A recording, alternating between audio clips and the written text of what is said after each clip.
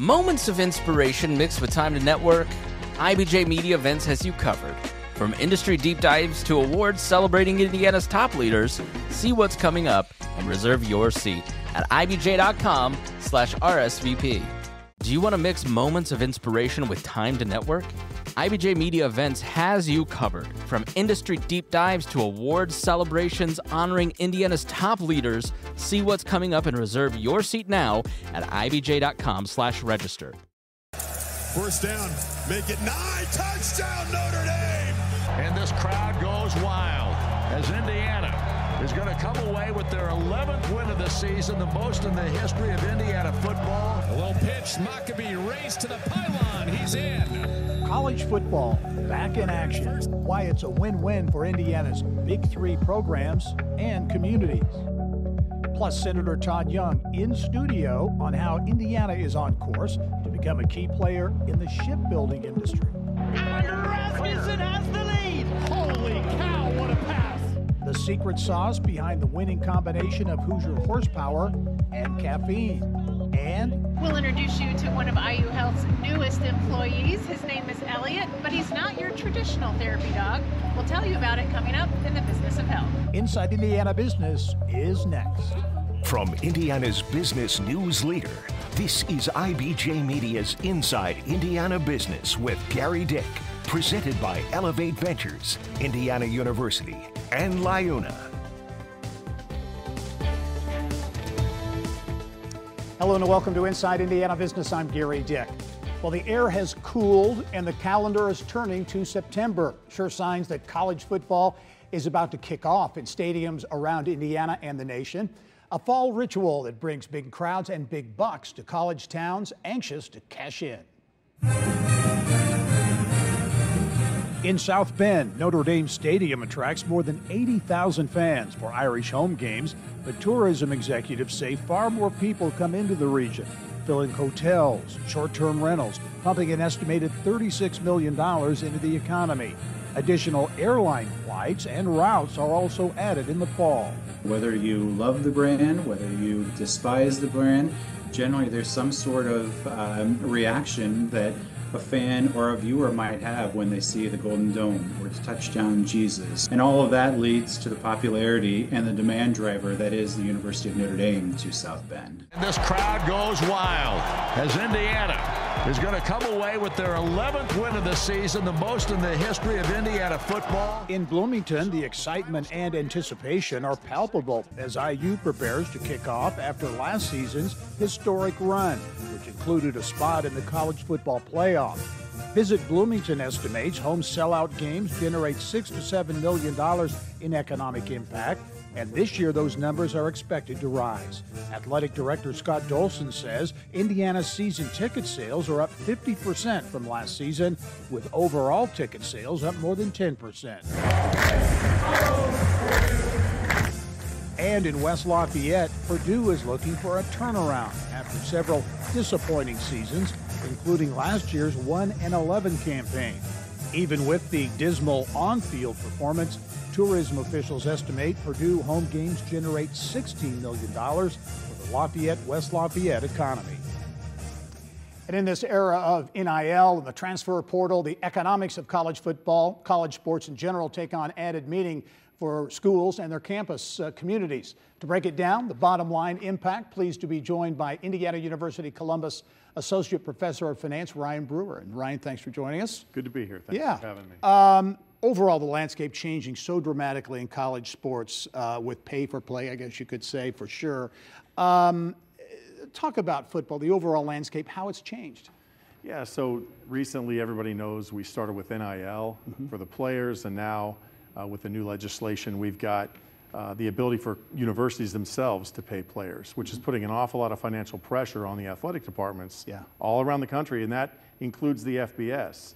So they're going to have to get creative in terms of how to cash flow this. And you talk about that added pressure, that competitive pressure, I guess, for athletic departments, which really didn't have to do it before. We saw a naming rights deal just last week from IU, the field at Memorial Stadium. Indianapolis-based Merchants Bank, $50 million over 20 years. Probably see more and more of those types of things as athletic departments look for money. It's going to see seem more like commercial pro football and basketball as well. So what we had before, we had, sort of a guarantee. Students were going to come, student athletes were going to be there. There were local fans. It was all broadcast on local television, which ensured a new generation of fans to come. And now that, I think, is at risk. Yeah. Because now we've got cable television kind of pricing itself out of some of our households. So I think one idea would be for a donor to come in and offer streaming rights to young children for a certain fee to a university to guarantee that university that the children in the community will become fans of sports in the future, guaranteeing generational success. That's some interesting, crazy stuff. It's really interesting. You've done some work and valuations, a lot published in the Wall Street Journal. But when it comes to economic impact for communities here, you look at communities around the country and it kind of varies the economic impact college football has on communities. It does. That's a great point. Yeah. So Gary, if you go to Happy Valley, Pennsylvania, or if you go to Lee County, Alabama, they're small communities, but they've got big outsized football programs in college. And their football programs generate about 3% of the total GDP of those communities. Yeah. At Notre Dame, it's a very interesting opportunity that they have there. They generate 1.5% for St. Joe County, which is South Bend, Mishawaka. But the other piece of Notre Dame is their media is only part of it. Their media and their spirit wear, outsized proportion, go to the university itself, which gives universities like Notre Dame more of a competitive advantage in paying these extra fees to players and coaches and coaches' release clauses, things of that nature. It's not really the same for Purdue and Indiana. They're still working on building their national brands. As we wrap up, Ryan, looking to the future, television contracts huge, money keeps coming in, conferences getting bigger, consolidating fewer conferences. Where do you see it? Where do you see it going? Yeah, right now it's hard to say. There's so much turbulence in the water. But what we can see is that right now it's good to be in the Big Ten or it's good to be in the SEC. And going forward, there's going to be more coast-to-coast trips for the student athletes in these big leagues. It's going to be more professional, more commercial. And I think that it's in a good standing as colleges and athletic departments continue to learn from the private sector in interesting ways to kind of help finance the new athletic field that we have. Yep, very interesting perspective. Ryan Brewer from IU Columbus. Thanks as always. Look forward to having you on again. It's good to be here, Gerry. Right. Thank you. Well, coming up next, Indiana looking to restore its place as a big player in the shipbuilding industry. Evansville's safe location on the Ohio River and available land made it the perfect place for a shipyard. Indiana's key role in the maritime industry during World War II and the push now to move the state back into the shipbuilding spotlight.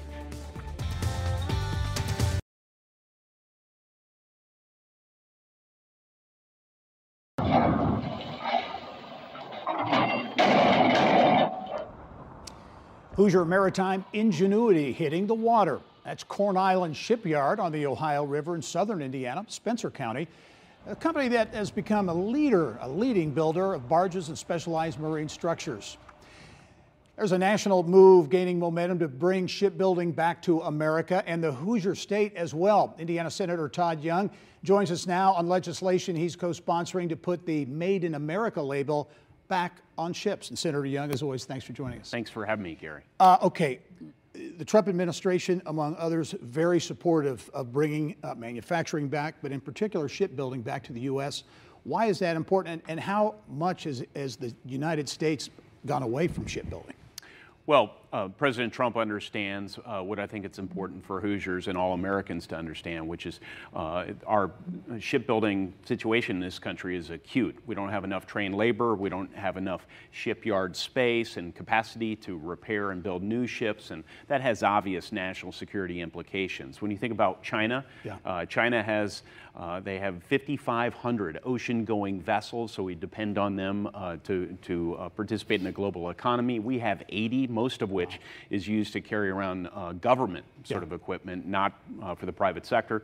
And in a time of conflict, we wouldn't have sufficient capacity if we had a conflict that lasted more than a couple of months to move all our materiel and our personnel into theater or to repair the vessels and build new vessels if necessary. So President Trump, myself, a bipartisan group in Congress aim to remedy that with some legislation we call the Ships for America Act. Yeah, we'll talk about that in a minute, but you mentioned the risk to national security, supply chain issues as well. As you look at the potential for Indiana, shipbuilding heritage for many decades ago, what could the potential be for Indiana?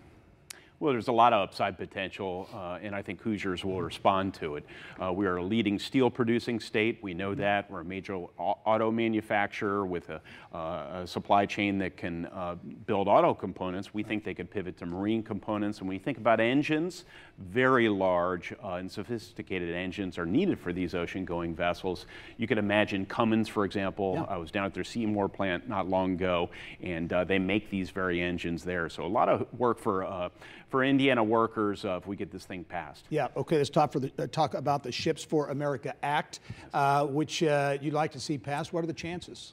Well, I think they're very good. We've been smart about how we crafted this legislation, knowing that we're fiscally constrained right now, even for essential investments. But some targeted tax provisions, we're going to capture existing streams of revenue and dedicate them to this project through a maritime trust fund that we would establish. And then some workforce training programs so that people can be trained to build these ships through good paying jobs or to man these vessels. So the President has been vocal about his support for this initiative. We're working with the Department of the Navy and their secretary. And again, this is a bipartisan initiative in part because people understand that this is about the China competition.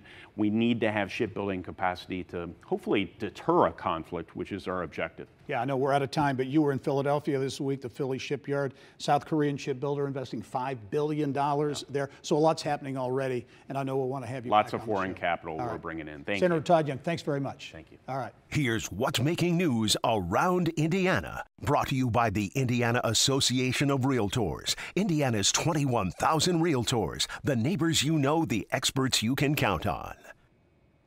Well, when the rubber meets the road in Evansville at the first of the year, it's going to add up to more money to pay for road improvements. The Evansville City Council approving a new wheel tax.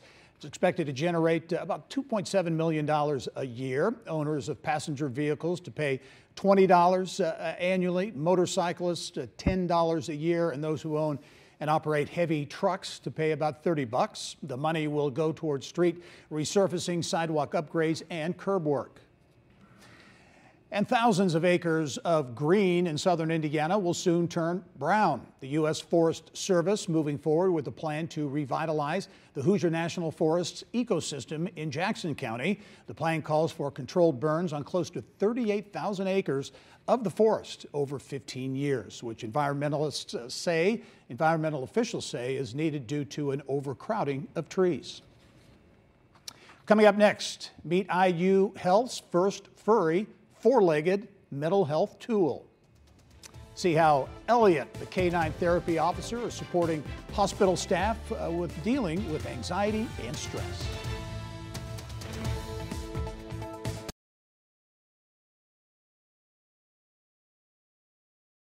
We've already seen him in quick interactions with our clinical team, with our police officers, where they just see him and they're happy, and that's his job. That's his whole job.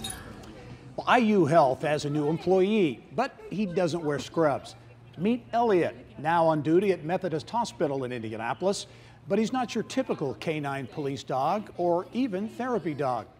Business of Health reporter Kylie Valletta here now to tell us about his special assignment. Kylie. Thanks, Gary. Therapy dogs at hospitals comforting patients are a common sight, but Elliott's duties are different. His main role is to be a therapy dog for team members at Methodist, doctors, nurses, even hospital police officers who may be having a tough day. Come on, Elliott.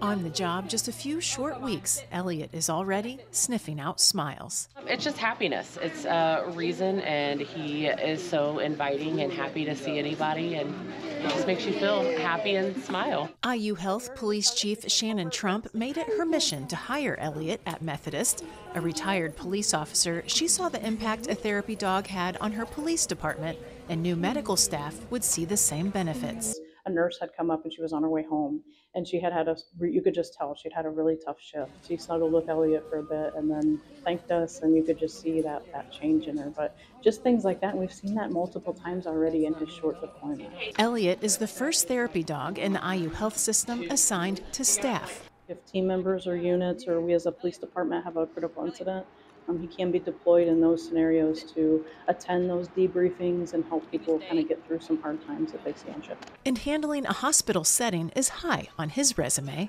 It's busy, it's fast-paced. He can sit right in the hallway of the emergency room, and EMS can come in wheeling a cot, and he'll just sit as it rolls right by. Snuggle, Elliott.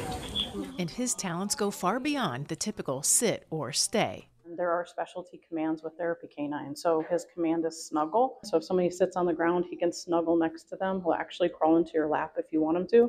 He has a visit command where if you're sitting in a chair, he'll rest his head and his chin, because again, we know just that pressure and feeling of a dog. He does like to get a treat when he gives knuckles, but he will do knuckles. It's like a fist bump. Elliott is officially a member of the Department of Public Safety team and goes on calls with hospital police officers. When he's not, he's sleeping in the office, but he doesn't get written up. He's my only officer who gets to sleep in the office and not get written up. It's the reason I like to come to work. It's all good medicine for clinical caretakers, now with their own caretaker. Hi. You make all our days better, don't you? Yeah. And studies show interacting with therapy dogs lowers blood pressure and cortisol, which is a stress hormone, and increases oxytocin and dopamine, which are happiness hormones. Fort Wayne-based Parkview Health is expanding its footprint even further. The healthcare system is planning to build a $150 million hospital and medical office building in Lebanon, just off I-65. The news comes less than a month after Parkview announced plans for a new $200 million hospital up the road in West Lafayette. Construction in Lebanon is expected to start next year. The IU story, more a different kind of innovation, I guess, at Right. IU. Are other IU hospitals in the mix for therapy dog? Yes, IU Health North in Carmel is next in line. Their dog graduates the end of September, so that should be very soon. The goal is to get one therapy dog in every hospital for staff. They already have them for patients. One interesting nugget about Elliott, he works a 12-hour shift just like the medical staff, but he gets 2 mandatory naps per day. And maybe some extra dog biscuits. Right, that's right. All right, Kylie, thanks. Yeah. Well, up next, the connection between IndyCar's Rossi, Rasmussen, and Made in Indiana, caffeine. Alex and Christian are both great competitors. That doesn't always translate to a smooth workplace.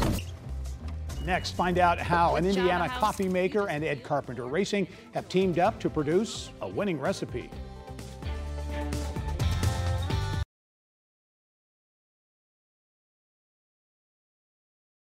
Time now for our Eye on Education, brought to you by PNC Bank. Well, students at Anderson University are just getting back to class for a new school year. Parents can start budgeting for next year. Anderson announcing it will freeze tuition rates for the 2026-27 academic year. More than 1,500 undergrads are enrolled at the university, and tuition costs are around $38,000 per year. Well, Marian University has just announced 2 new developments at its Riverside Education Innovation District. AES Indiana investing about $375,000 over 5 years to support those projects, including renovation of space for an early childhood center at the historic former LaRue Carter VA hospital property. We made the education of our youth top priority. When you see educational attainment drive, you see wages go up, family stability, you see investment, creation of new jobs and a new future. Not to mention the moral and ethical imperative that every child, we've never met a child, we can't conceive of a child doesn't deserve the best shot. The other project, Vincennes University, partnering with Marian to create a career and technical education center. They estimate hundreds of students will visit the center from different high schools for training in a variety of industries. Well, if you haven't seen this, you really need to take a look at it. Christian Rasmussen's pass by Alex Palou for the win at the Milwaukee Mile. It was one for the ages, really a great move. Rasmussen and teammate 2016 Indy 500 champ Alexander Rossi taking 2 of the top 4 spots last weekend. Now, both drivers are part of Indiana-based Ed Carpenter Racing, a team on the move, fueled in part by sponsorship from a Purdue entrepreneur. A little caffeine. Keep your eyes on the ECR cars. Some of the fastest race cars on the planet. Rasmussen is gutsy. Rasmussen is brave. That combo helping fuel a Carmel-based IndyCar team to victory lane for the first time in 4 years. Winning is great for morale. You know, it brings everyone together, makes everyone feel good, it gives everyone confidence, and, you know, there's nothing much better than the winning feeling. So when you taste it. Ed Carpenter Racing knows a thing or two about taste. They joined forces a year ago with Heartland Food Products, based in Carmel, a company that produces Splenda Sweetener and Java House coffee. What's happened since then? Lines knee-deep at IndyCar tracks, fans thirsting for a free sample of Java House coffee. We're a global brand. Most people know our business through our Splenda brand, but we felt that this was a really amazing opportunity for the brands to get exposure, especially some of our new products. And we talked about Java House, the Java House beverage system. We have peel and pour coffee products, tea, energy drinks, hydration products. And what we've done with the ECR relationship is we have our brands on the cars, but we also activate at the races. There's a lot of different partners in our sport, but when you have something that the race fans can physically connect with, hold in their hands, drink, you know, even after successes like this weekend, we're able to offer promotions through Java House to drive more traffic into the locations or the website. Just a way easier and more fun way to connect with fans rather than maybe promoting something more abstract. An IndyCar race winner! Sensational! Bravo! Ed Carpenter's recipe for success, a combination of speed, lattes, and caffeine. Having more stability right now relative to some of the previous years we've gone through really just makes it easier to focus on what we need to focus on, and that's being successful, execution, competing, and improving. It's exciting and it's nerve-wracking, and you know, just being a race fan now, but having you know, your own drivers driving your cars and your brands around the track is absolutely thrilling. And Ed Carpenter Racing getting ready to break ground on its new headquarters at Grand Park in Westfield. And you'll hear from Ed on that move a little bit later this year. That's all the time we have for this edition of Inside Indiana Business. We leave you this week with more IndyCar racing as the series winds down this weekend in Nashville. Thanks for joining us. I'm Gerry Dick. Go out and make it a successful week.